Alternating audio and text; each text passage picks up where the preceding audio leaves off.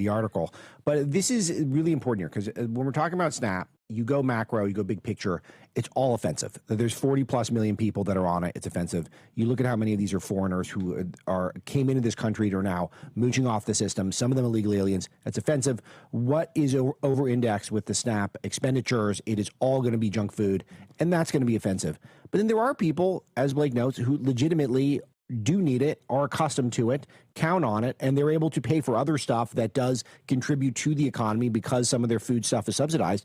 And we're just going to rip it away from them because why? Because the Democrats want funding for illegal alien healthcare. And that is an opportunity for us to frame it up politically that no one's taken until it seems like this morning is the first day. Yeah, dive into that a little bit more, because like now you're thinking like a messaging strategist, right, which is kind of where my head goes. And so, basically you need to take their attack and reverse it onto them, which is really obvious because they're holding the whole government hostage. So Democrats are the ones that are keeping the 40 million people from getting their food stamps, even though, listen, we all know that there's a lot of people on SNAP that should not be on SNAP, but it's really Democrats that are holding it hostage so that they can get health care for illegals. Now, they will say that that's not true, but it's all in the nuance. True. It's 100% true. Yes. So you're going to see that. You might even see that in community notes on X, Twitter. Right. That's not true. I grokked it the other day, and they said it's not true. Well, guess why? It is true. It's because it's all about how you label an illegal immigrant. Yeah. Joe Biden let in millions of people, put them on temporary protective status, right, and gave asylum claims to a bunch of them, millions of them, and they are able to now access ACA benefits subsidized by the American taxpayer.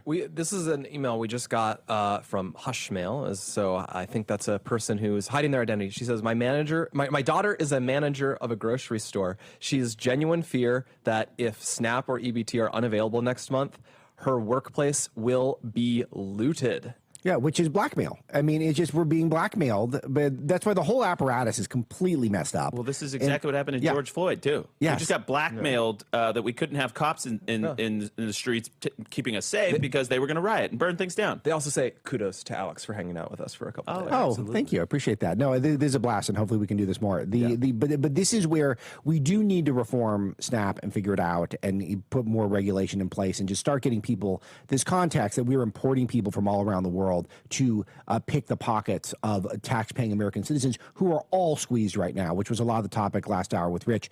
Everyone's feeling squeezed, and aside from the handful of people, and that we don't have money for this stuff, and we shouldn't.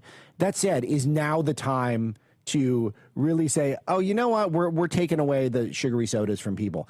I don't know politically now that's the move. I think the move now is to frame it up as the Democrats took your benefits because Chuck Schumer is going to get primaried by AOC and is going to lose his leadership job. And that's why this is happening. And any Democrat who's not telling you that is